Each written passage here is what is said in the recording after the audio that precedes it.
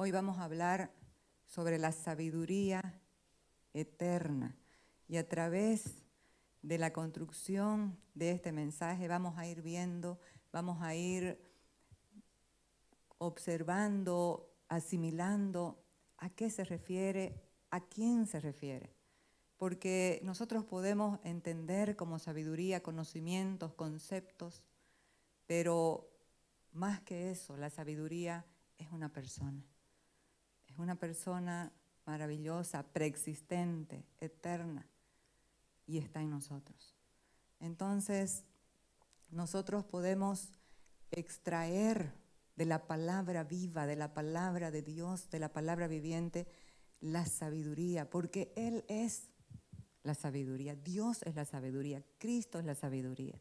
Pero cuando nosotros leemos las Escrituras, guiados y alumbrados por el Espíritu Santo, podemos extraer esa palabra viva, esa sabiduría que se establece a través de las Escrituras.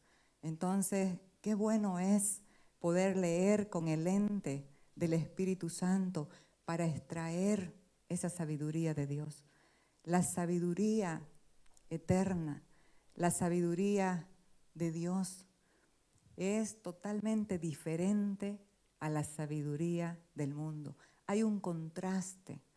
La sabiduría de Dios es totalmente diferente a la sabiduría del mundo, porque esta sabiduría del mundo proviene de los sentidos del alma, proviene de lo que nosotros estamos escuchando todo el tiempo, de lo que nosotros estamos viendo, de lo que nos contaron, de las experiencias que tenemos y obviamente también de los estudios. Pero la sabiduría que viene de lo alto, la sabiduría eterna, la sabiduría de Dios, es Dios mismo en nosotros. Es la vida de Dios operando en nosotros. Entonces nosotros podemos ver testimonios extraordinarios del poder de Dios. Podemos ver también hombres y mujeres que han seguido este camino diligentemente. Y Dios nos muestra a través de la palabra, también expone la humanidad de estos hombres y de estas mujeres, mostrándonos sus aciertos, sus desaciertos. Todo está escrito, nada hay oculto, mostrándonos sus aciertos, sus desaciertos. ¿Para qué? Para exhortarnos a nosotros los que amamos a Dios a confiar solamente y plenamente en Dios, en Cristo Jesús el Señor. Porque podemos ver hombres como Salomón, que en Proverbios 4, él habla y dice que había sido el hijo único de su padre y de su madre y que ellos le habían enseñado en la sabiduría. Y él, todo Proverbios, si usted se fija, es el libro que más habla de sabiduría. Y él dice, sobre todo adquiere sabiduría, sobre todas tus posiciones adquiere inteligencia. Él está hablando de esa sabiduría que sus padres habían ministrado a través de la verdad, a través de la palabra, a través de la vida de Dios en ellos. Entonces este hombre creció en ese conocimiento de Dios, en esa sabiduría de Dios. Cuando Dios se reveló a Salomón, después que David murió y él se convirtió en el rey de Israel, y Dios le dijo, pide lo que quieras que yo te dé. Entonces Salomón dijo, yo soy joven y necesito tener entendimiento, necesito sabiduría. A Dios le alegró tanto que Salomón pidiese sabiduría, que le dijo, por cuanto has pedido esto y no has pedido riqueza, ni la vida de tus enemigos, no has pedido muchos días, no solamente te voy a dar sabiduría, te voy a dar todo lo que no has pedido. Tendrás sabiduría como nadie antes de ti la tuvo. Tendrás riquezas como nadie antes de ti la tuvo. Entonces este hombre se hizo famoso por la sabiduría que tenía, que dice que la reina de Saba vino de muy lejos para ver la sabiduría de Salomón. Y ella misma dice que se quedó corta al ver todo el esplendor, la riqueza, la sabiduría que Dios, porque Dios es el que da la sabiduría, que Dios le había entregado a Salomón. La sabiduría también es el juicio para discernir los problemas, los asuntos, para darles una solución. Entonces este hombre era tan sabio que el pueblo venía a consultar a él cuando tenía problemas. Dice que habían 2 rameras que vivían en una sola casa y una tuvo primero un hijo y a los pocos días la otra tuvo otro hijo. Y una de ellas por accidente se acostó encima de su hijo y lo mató. Y despertando en la noche vio a su hijo muerto y fue y lo cambió. Puso al muerto en la cama de la otra mujer y al hijo vivo lo trajo a su dormitorio, a su cama. Entonces, cuando la verdadera madre del vivo despertó, se dio cuenta que no era su hijo y fueron a juicio donde Salomón. Y las dos decían, el muerto es hijo de ella, el vivo es mío. Y así era una discusión interminable. Entonces Salomón, con tanta sabiduría, con tanto discernimiento, dijo, traigan una espada y partan al niño por la mitad, ni para la una ni para la otra. Y la verdadera madre dijo, no, Señor, que se quede para ella. Pero la que no era la madre dijo, no, ni para ella ni para mí, que lo partan. Entonces Salomón dijo, désenlo a ella es la verdadera madre. Y así comenzó la fama de Salomón por todo el mundo. Dice que cuando vino la reina de Saba, le dio 3,690 kilos de oro y perfumes en abundancia, como nunca llegaron esos perfumes tan exóticos, tan caros al reino de Salomón, porque ella quedó admirada de la grandeza, del esplendor del reino. Pero ¿qué pasó con Salomón? ¿Qué pasó con la sabiduría que Dios le había entregado a este hombre?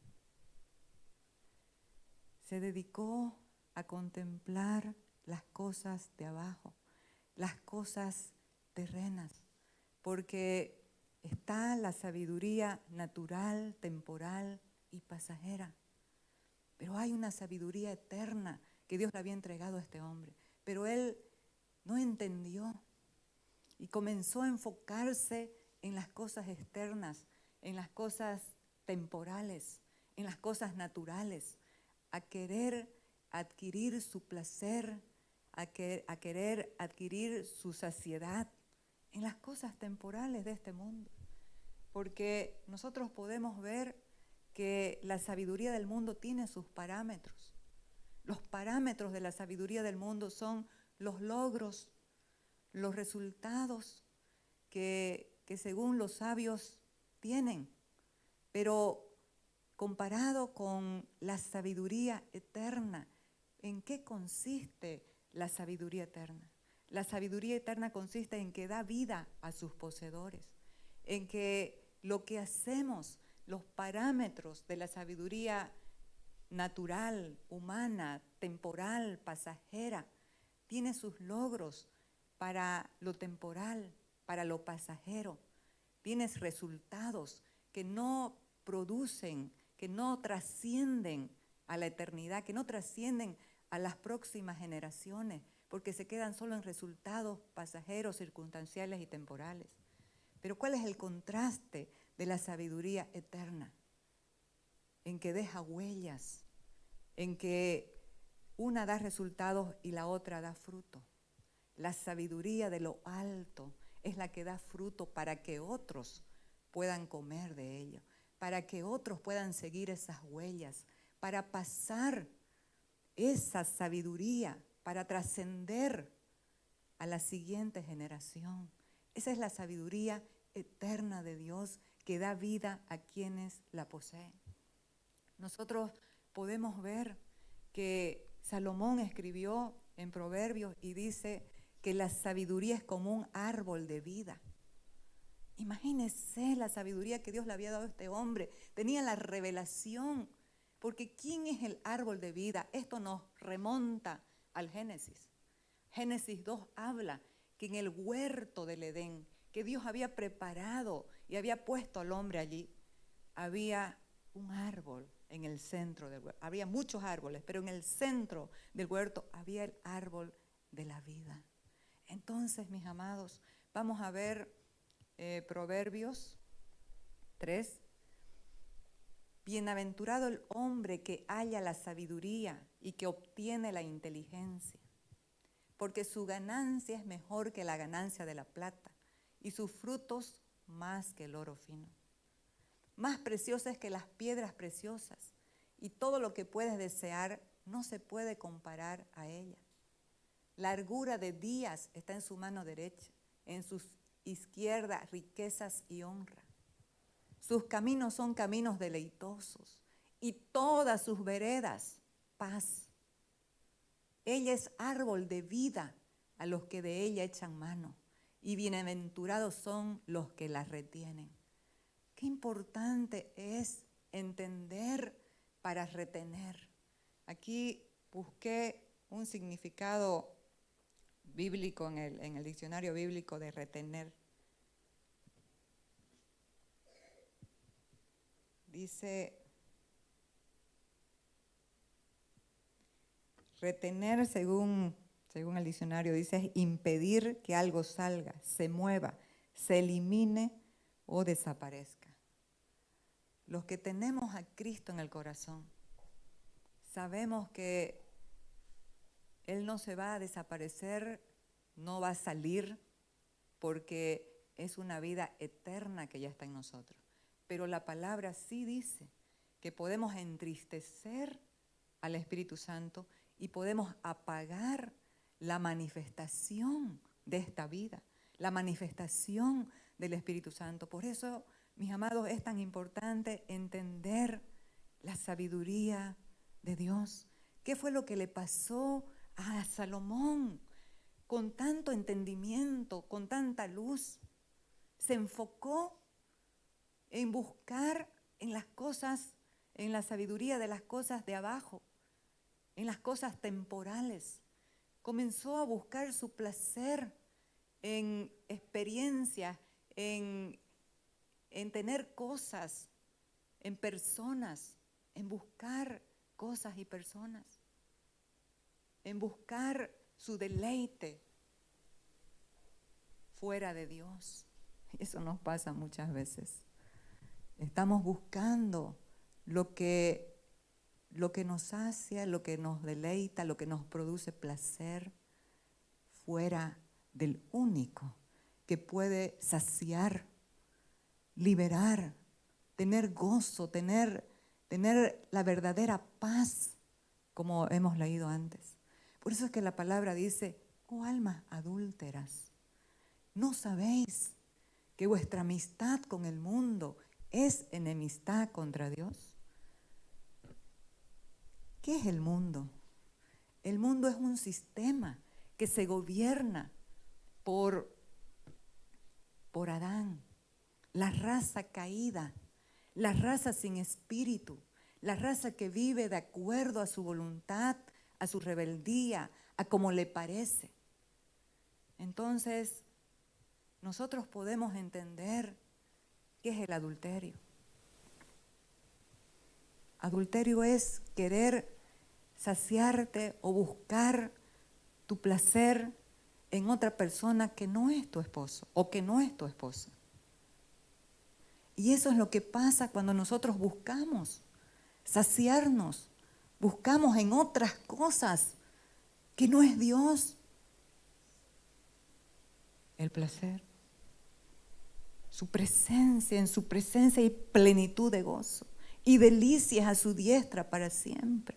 Vivir en Cristo es vivir en el verdadero gozo, en la plenitud de la vida. No son momentos efímeros de placeres pasajeros. Este hombre apagó esa sabiduría. Y dice, Primera de Reyes 11, en lo que acabó siendo anciano. Dice, ahora bien el rey Salomón amó a muchas mujeres extranjeras, además de la hija del faraón. Se casó con mujeres de Moab, de Amón, de Edom, de Sidón y de los hititas. El Señor había instruido claramente a los israelitas cuando les dijo, no se casen con ellas, porque les desviarán el corazón hacia sus dioses. Sin embargo, Salomón se empecinó en amarlas. En total tuvo 700 esposas de cuna real y 300 concubinas. En efecto, ellas apartaron su corazón del Señor. Cuando Salomón ya era anciano, ellas le desviaron el corazón para que rindiera culto a otros dioses, en lugar de ser totalmente fiel al Señor su Dios, como lo había sido David su padre. Amados, qué tristeza, qué tristeza. Y él mismo dice en Eclesiastés, nocivo desvarío, locura y nocivo desvarío. Qué terrible es vivir nuestra vida en la sabiduría del mundo, en la sabiduría humana, en la sabiduría que no trasciende, que no produce el fruto que otros necesitan apreciar, comer de nosotros. Porque el fruto del Espíritu es amor, es gozo, es paz, es bondad, es fe, es mansedumbre, es dominio propio o templanza, es humildad. ¿Quién va a vivir desanimado? ¿Quién va a vivir en enojo cuando el fruto del Espíritu gobierna su alma y gobierna su ser? Pero muchas veces vivimos enojados, amargados, muy susceptibles o muy sensibles, cuando el alma gobierna el ser. Entonces, qué importante es poder entender más la esperanza que nosotros tenemos. Por eso comencé hablando que los aciertos y los errores de estos hombres que caminaron diligentemente con Dios están en la Biblia para exhortarnos a nosotros a amar a Dios sobre todas las cosas, porque esa es la verdadera sabiduría. La verdadera sabiduría es el temor a Dios, apartarse del mal, la inteligencia. ¿Para qué insistir? ¿Para qué insistir en el mal? Para traer resultados desastrosos a nuestras vidas. La palabra dice, si fueres sabio, vas a vivir en gozo, en la libertad. Si fueres necio, pagarás tú solo. Nadie más está con nosotros. Algún tiempo estarán, pero después. Entonces, qué importante es entender, mas también entender la gracia de Dios es sabiduría.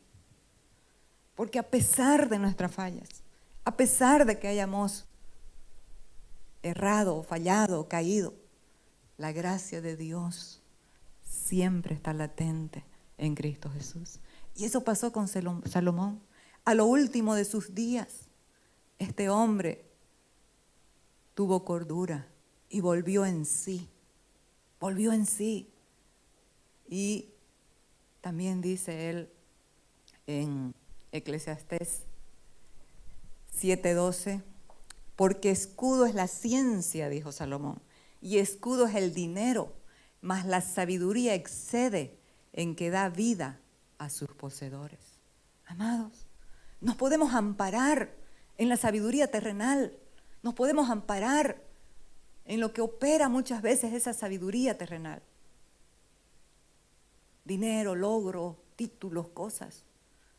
Pero la sabiduría de lo alto, la sabiduría de Dios excede a esta sabiduría natural, terrenal, animal y diabólica, en que da vida a quienes la poseen.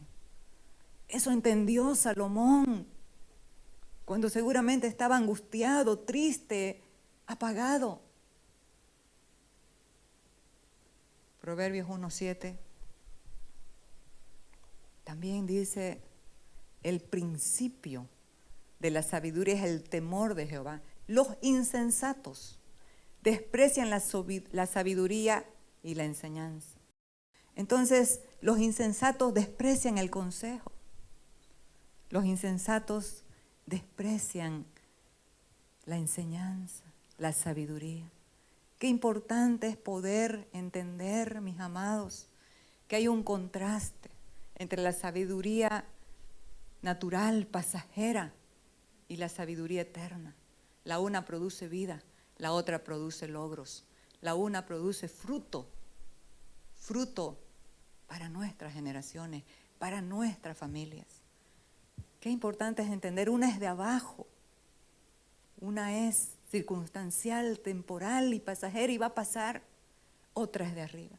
Nosotros podemos ver, según los parámetros del mundo, hombres sabios, peritos, expertos en ciertas materias, y la gente los busca, requiere de sus servicios, los aplaude, pero también podemos ver sus vidas.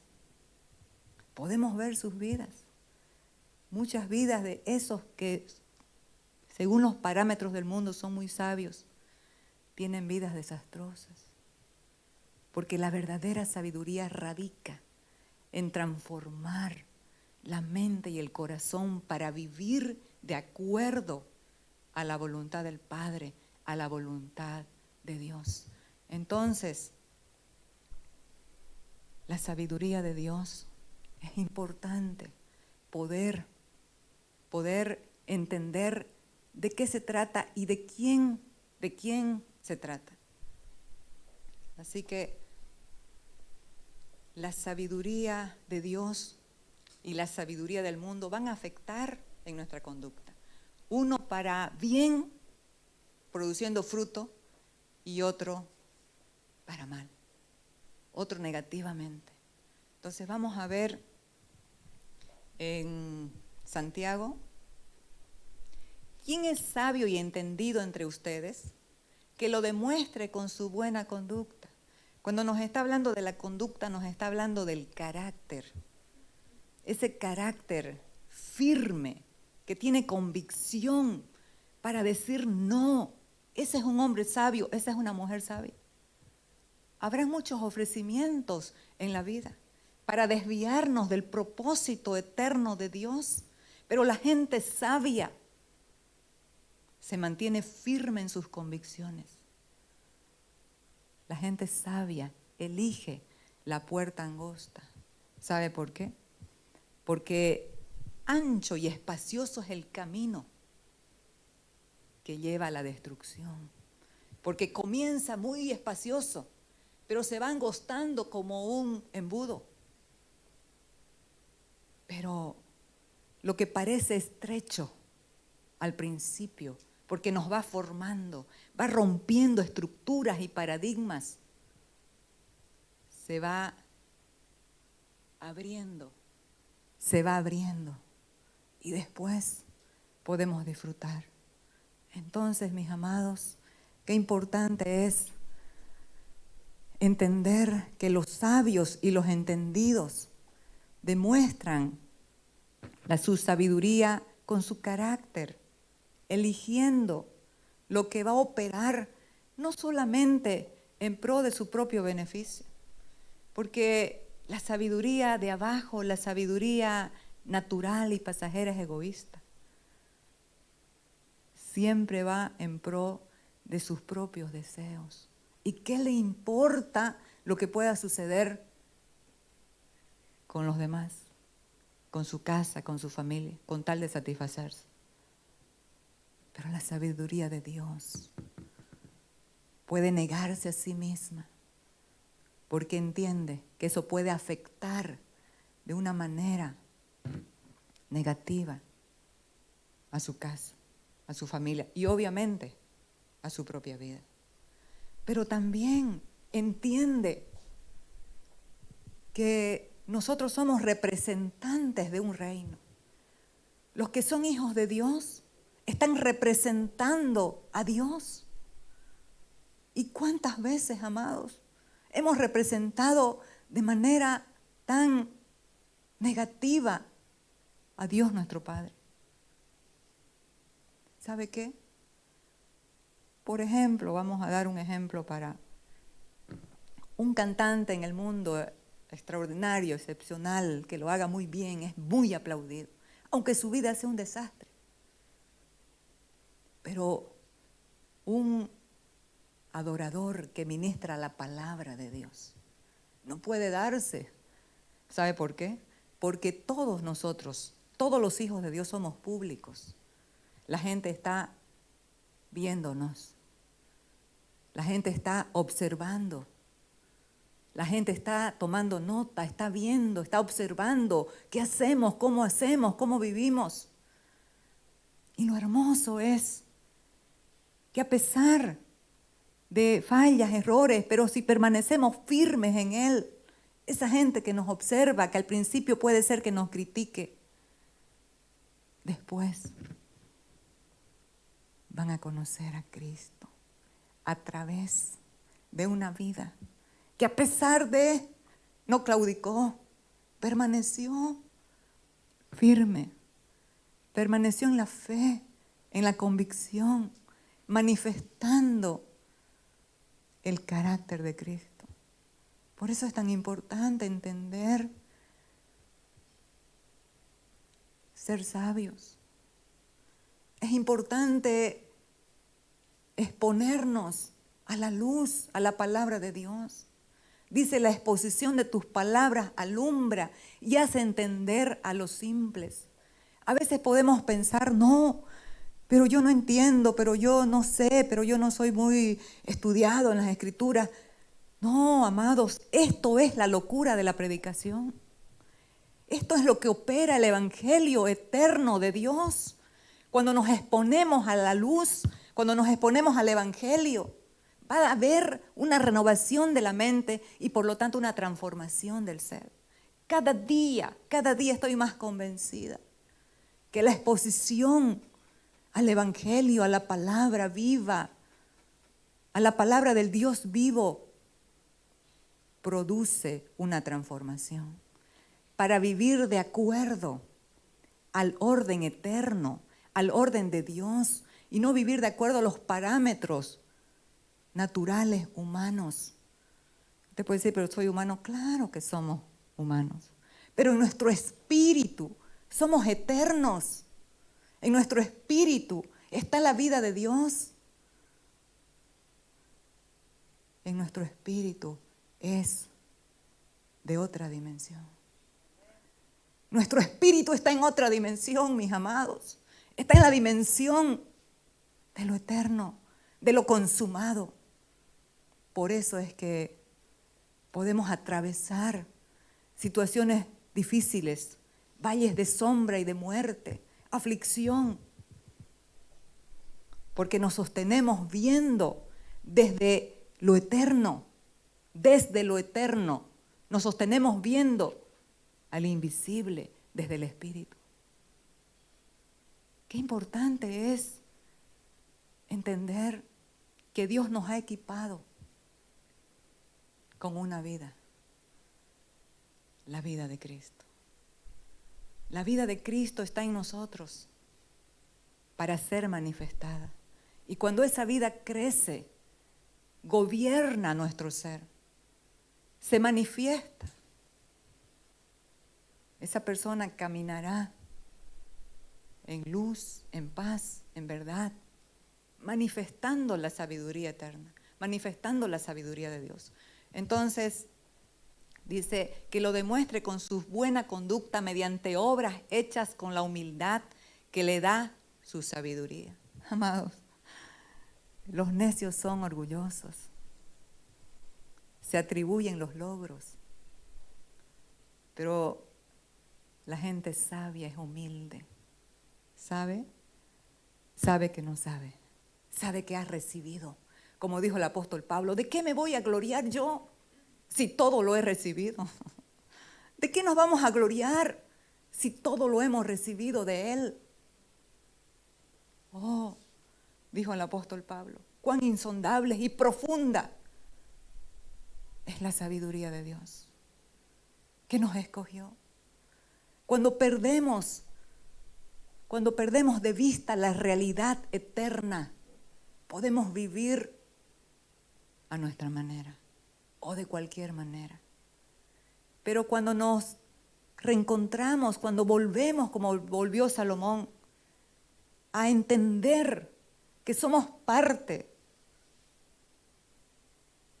de la familia de Dios, que somos hijos de Dios, les aseguro que vamos a ver cómo nos conducimos, qué es lo que metemos a nuestro cuerpo, qué es lo que vemos, qué es lo que escuchamos, cómo invertimos nuestro tiempo, en qué gastamos nuestro tiempo. Pero si ustedes tienen envidias amargas y rivalidades en el corazón, dejen de presumir y de faltar a la verdad. Esa no es la sabiduría que desciende del cielo, sino que es terrenal, puramente humana y diabólica. Pero donde hay envidias, rivalidades, también hay confusión y toda clase de acciones malvadas. Esto es un alma sin gobierno.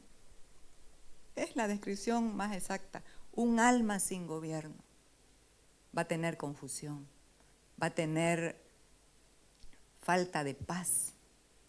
Un alma sin gobierno no va a ser saciada. Siempre va a estar buscando algo.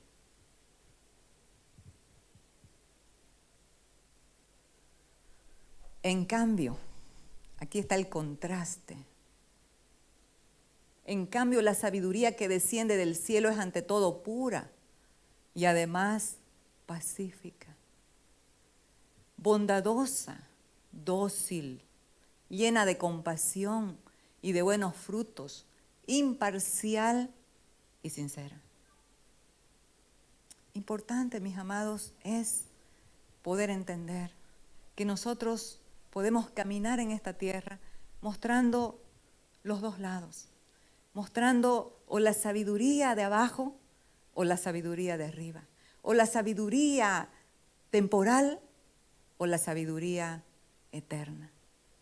¿En qué estamos invirtiendo nuestro tiempo? Sigamos. Aquí también esta sabiduría nos va a llevar a ser sabios para invertir el tiempo. Y dice, así que tengan cuidado de cómo viven. No vivan como necios, sino como sabios. Saquen el mayor provecho de cada oportunidad en estos días malos. No actúen sin pensar, más bien procuren entender lo que el Señor quiere que hagan. Qué importante es poder administrar bien nuestro tiempo. El Salmo 90:12 dice que aprendamos a contar nuestros días de manera que traigamos al corazón sabiduría. Aprender a contar nuestros días, aprender a valorar el tiempo, que es un recurso no renovable, mis amados. Muy caro. Lo que dejamos de hacer, lo que dejamos de edificar, lo que dejamos de construir, no va a volver. Ya lo perdimos. Pero cada día podemos reiniciar, cada día podemos iniciar, cada día podemos tener un nuevo comienzo cuando nos arrepentimos, cuando nos humillamos en la presencia de nuestro Padre Dios. Entonces nos vamos a 1 Corintios 3. Aquí, cuando no tenemos esta luz de la sabiduría de lo alto, vamos a vivir de cualquier manera sin entender lo que portamos, a quién portamos y para qué lo portamos. Por eso el apóstol Pablo aquí está hablándoles Y esto lo vamos a ver más después, está en el contexto de la sabiduría del mundo y la sabiduría de Dios. ¿No saben que ustedes son templo de Dios y que el Espíritu de Dios habita en ustedes? Si alguno destruye el templo de Dios, él mismo será destruido por Dios, porque el templo de Dios es sagrado y ustedes son ese templo. Entender esto, amados, es tan importante. Usted es sagrado. Usted es el templo de Dios por causa de que Dios habita en usted, por causa de que Dios habita en mí. Este templo es sagrado. No podemos meterle cualquier cosa. No podemos estar viendo cualquier cosa. Necesitamos ser sabios para discernir. Necesitamos ser selectivos. ¿Con quién voy a estar? ¿Qué voy a ver? ¿Qué voy a comer espiritualmente? Porque lo que usted está escuchando, eso es alimento para su alma o para su espíritu. Qué importante es darle alimento a nuestro espíritu, porque va a trascender al alma. Amados, esto es un asunto de gobierno. Esto es un asunto eterno. Esto es importante entenderlo para ministrarles también a nuestros hijos.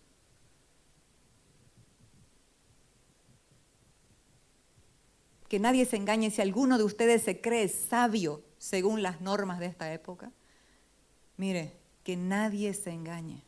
Si alguno se cree sabio según los parámetros del mundo, según las normas de la época, porque hay modas y modismos y cosas que todas pasan, pero ahí muchas veces nos perdemos en lo que tiene tiempo de caducidad, en lo que va a pasar. Lo único eterno es lo que portamos. Qué bueno es darle oído, qué bueno es invertir nuestro tiempo, nuestra vida en lo eterno. Hágase ignorante para que llegue a ser sabio. Mire lo que nos dice el apóstol Pablo. Hágase ignorante a las cosas, a la sabiduría de este mundo, al conocimiento de este mundo, para que llegue a ser sabio. Porque a los ojos de Dios, la sabiduría de este mundo es locura. Como está escrito, Él atrapa a los sabios en su propia astucia. Amados, Pablo estaba hablando a los griegos en este pasaje, es Corintios. ¿Y de qué se preocupaban los griegos? En oír y en conocer algo nuevo, sea lo que sea. Y nosotros podemos ver la filosofía de los griegos. Hay filósofos tremendos que salieron de los griegos, pero en eso se preocupaban, en las filosofías de la vida, en oír, entender algo nuevo. Y dice que cuando Pablo estaba en Atenas, vio esta situación y se enardecía su espíritu, viendo cómo esta gente se dedicaba a la idolatría. Porque lo que nosotros ponemos por encima de Dios es idolatría.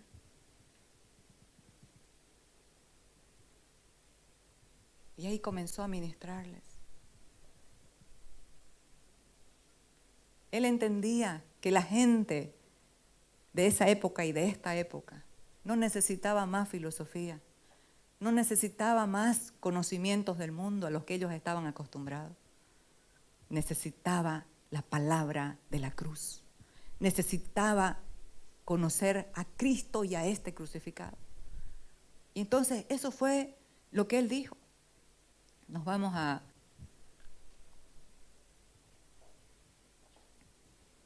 Primera de Corintios 2. Así que, hermanos, cuando fui a vosotros para anunciaros el testimonio de Dios, no fui con excelencia de palabras o de sabiduría. Pues me propuse no saber entre vosotros cosa alguna, sino a Jesucristo y a este crucificado. Y este era un hombre sabio según los parámetros del mundo.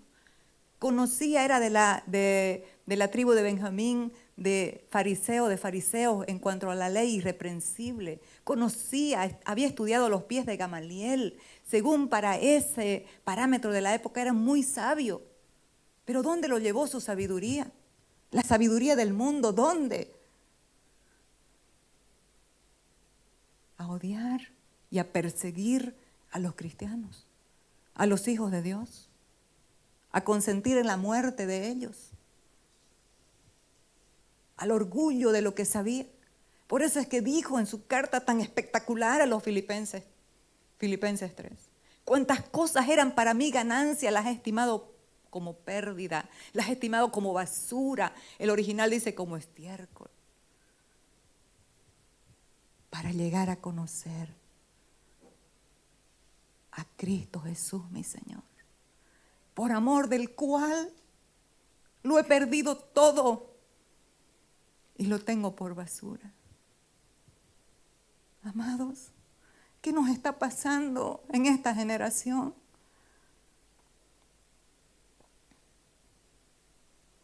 ¿Dónde nos hemos perdido?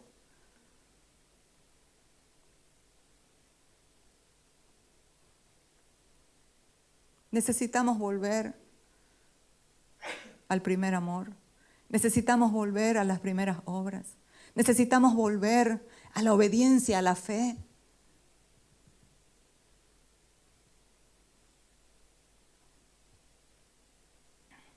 Y estuve entre vosotros con debilidad y mucho temor y temblor. Fíjese cómo tomaba la palabra de Dios, no a la ligera, con tanta responsabilidad. Porque lo que se da aquí puede producir vida o muerte, puede alinear el camino o desviar el camino. Por eso es que necesitamos ser selectivos.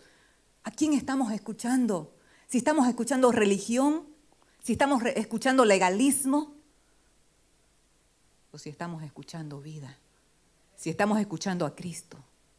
Él es la vida, Él es el camino, Él es la verdad, Él es la vida.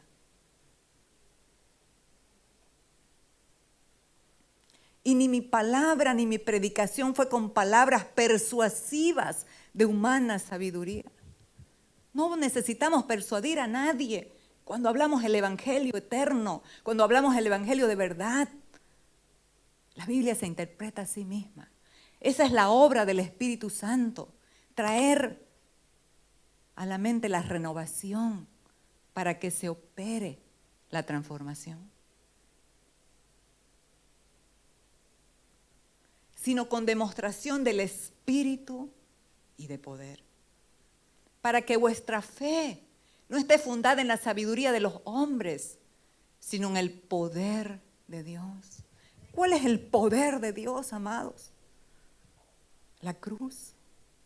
La cruz establece en nuestras vidas un antes y un después. Una cosa éramos antes de la cruz, antes de Cristo.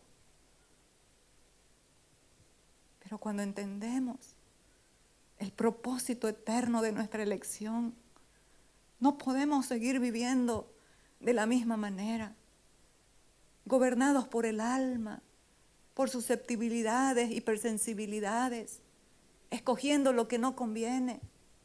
Necesitamos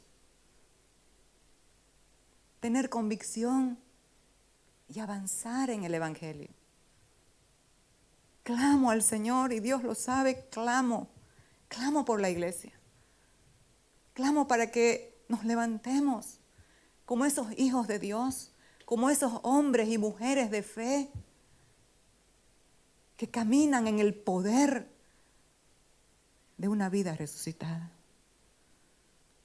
Eso anhelaba el apóstol Pablo. Eso anhelaba, caminar en el poder de la resurrección. Nosotros cuando entendemos podemos caminar en ese poder que da vida a los muertos, que llama a las cosas que no son como si fuesen. Importante, amados, la sabiduría de Dios, la sabiduría eterna. Sin embargo, hablamos sabiduría entre los que han alcanzado madurez. La sabiduría de Dios, la sabiduría eterna, te hace maduro. ¿Dónde podemos ver nosotros la madurez en una persona? En sus elecciones, en lo que elige hacer. Hemos visto en lo que invierte su tiempo, hemos visto en su conducta, hemos visto.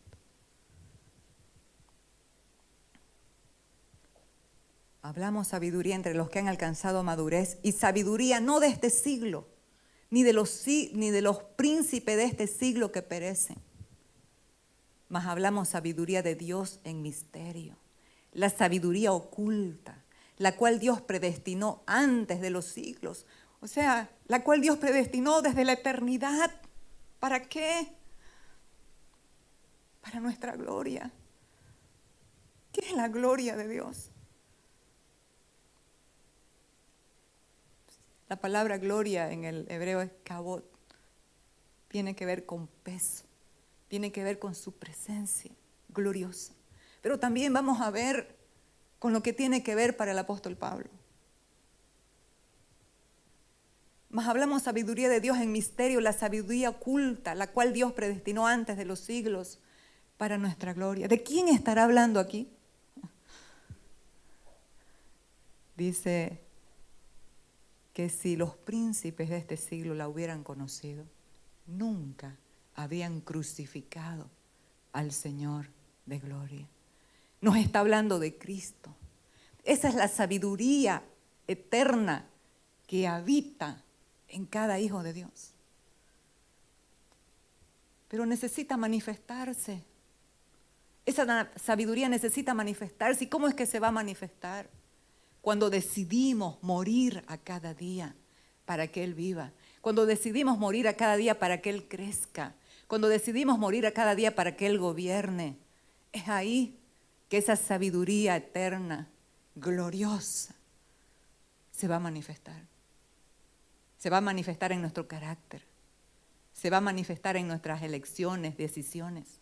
Se va a manifestar en nuestra vida, pasando a la próxima generación esta verdad con responsabilidad y con amor. El apóstol Pablo, amados, estoy leyendo ahora Corintios, ya pasé a 2 Corintios, pero el martes hablamos en la intercesión que el apóstol Pablo en el capítulo 12 de Corintios les está hablando sobre anhelar los dones. Anhelen los mejores dones, pero les muestro aún un camino más excelente. ¿Cuál es ese camino más excelente que los dones y que esto y que lo otro? Esos dones que pueden trasladar montañas, ese don de fe que puede trasladar montañas, que puede hacer esto, que puede hacer lo otro. ¿Qué? ¿Cuál es el camino más excelente? Y comienza su espectacular capítulo 13, el amor. Si yo hablase en lenguas angélicas y humanas y no tengo amor, vengo a ser como metal que resuena o címbalo que retiñe. Si entregase todo mi cuerpo para ser quemado y no tengo amor, de nada me sirve. El amor es sufrido. El amor no tiene envidia, no guarda rencor, no busca lo suyo. Usted no está viendo su propio interés, no es egoísta. Amados, la gente sabia camina en amor. La gente sabia lo circunda, lo gobierna. El amor eterno del Padre. Caminemos en sabiduría. Caminemos en amor.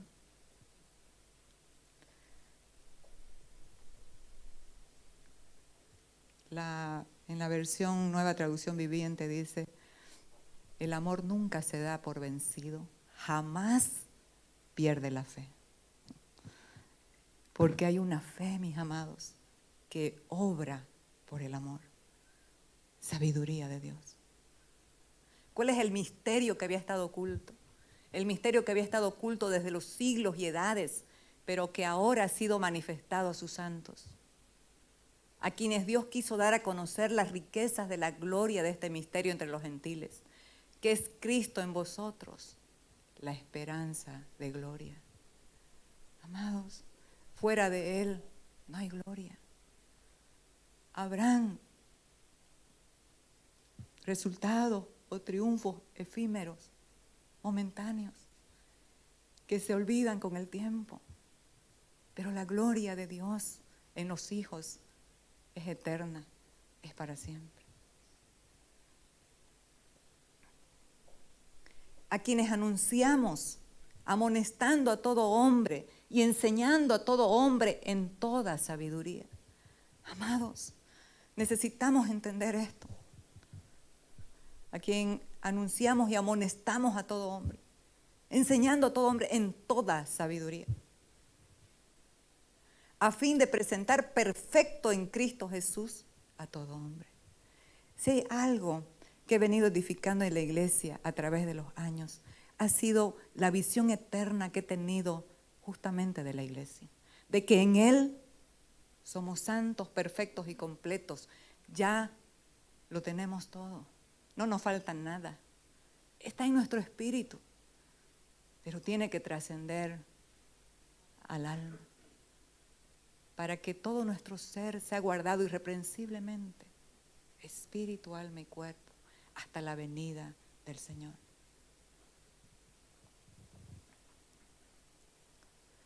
Para presentar perfecto en Cristo Jesús a todo hombre. Aquí nos habla de madurez. Perfección nos está hablando de madurez. Gente sabia va a ser madura. Entonces nos vamos a 2 de Corintios.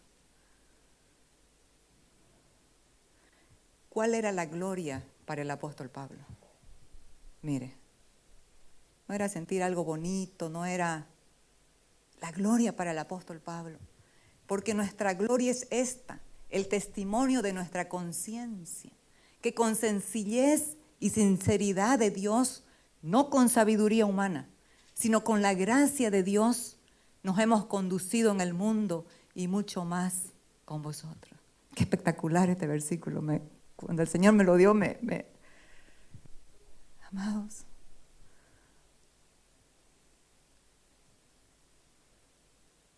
porque nuestra gloria es esta, el testimonio de nuestra conciencia, que con sencillez y sinceridad de Dios, no con sabiduría humana, sino con la gracia de Dios.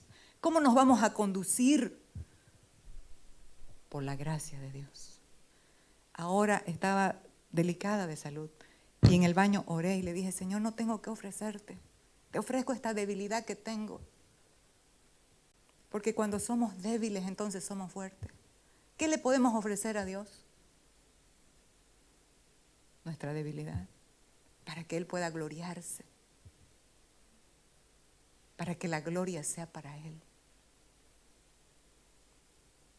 Y la gloria de poder manifestarlo, manifestar a Cristo, manifestar su carácter. Que cuando te vean, lo vean a Él. Que cuando nos vean, vean algo diferente. Y ese algo diferente es Cristo. Seguimos. Aquí estamos ya por terminar, hablando de gloria. Elí, un sacerdote del Antiguo Testamento, un hombre escogido por Dios para ministrar a Dios en el altar de Dios, juntamente con sus hijos. Pero este hombre menospreció lo que se le había entregado. Vivió de una manera tibia. No enseñaba a sus hijos, que eran siervos del altar. No les enseñaba, hacían lo que querían los hijos y él tímidamente no los estorbaba, encubría sus pecados. Dios le habló y lo sacó del sacerdocio.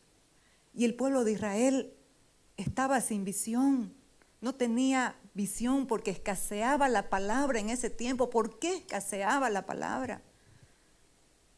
Porque el encargado de traer la palabra estaba dormido, estaba entretenido con otras cosas. En este tiempo es diferente. Somos un reino de sacerdotes. No podemos echarles que la pastora. La responsabilidad es de todos. Todos somos sacerdotes en este nuevo pacto. Somos un reino de sacerdotes, que significa tenemos un gobierno real del Espíritu. Entonces, ellos estaban perdiendo contra los filisteos y dijeron, lo único que podemos hacer es traer el arca de la presencia, de la gloria de Dios para que nos salve. Y la trajeron. Y dice que cuando la trajeron, la tierra tembló de sus gritos. Pero esto no se trata de emociones, mis amados. Podemos gritar que la tierra tembló, pero no pasó nada. ¿Sabe por qué? Porque Dios no estaba en sus corazones. De bocas, este pueblo de labios me honra, pero su corazón está lejos de mí. ¿Qué pasó? Arrebataron el arca de Dios. El arca de Dios simbolizaba en ese tiempo la presencia de Dios, la gloria de Dios. La gloria de Dios que podía manifestarse cuando Dios estaba, eran imbatibles. No había ejército que pueda ganarles una batalla. ¿Qué pasó? Dice que vinieron a avisarle a Elí. Elí, cuando escuchó que el arca de Dios había sido robada, cayó y murió.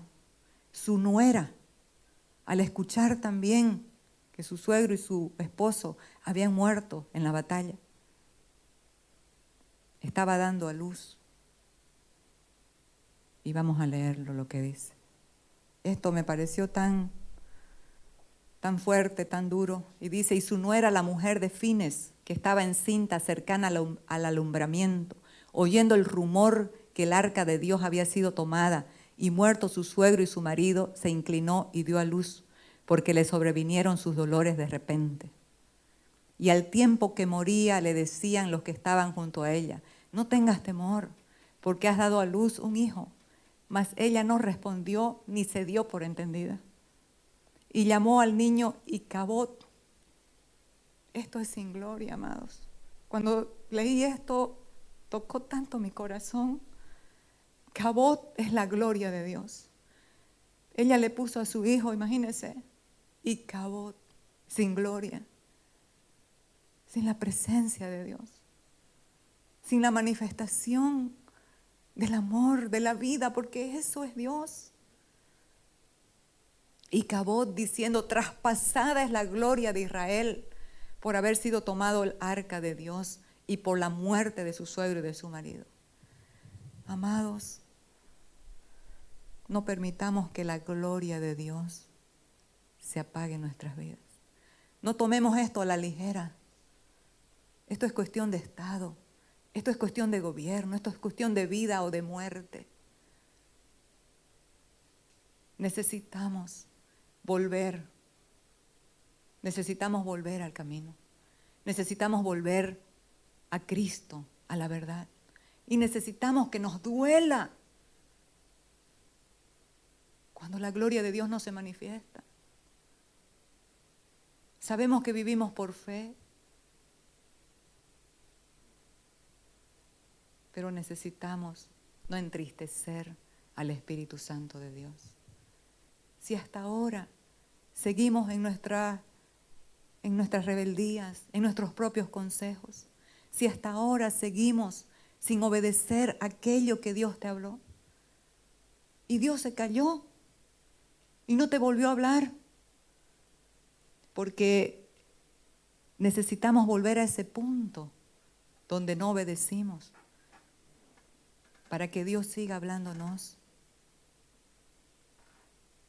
Qué importante es la gloria de Dios.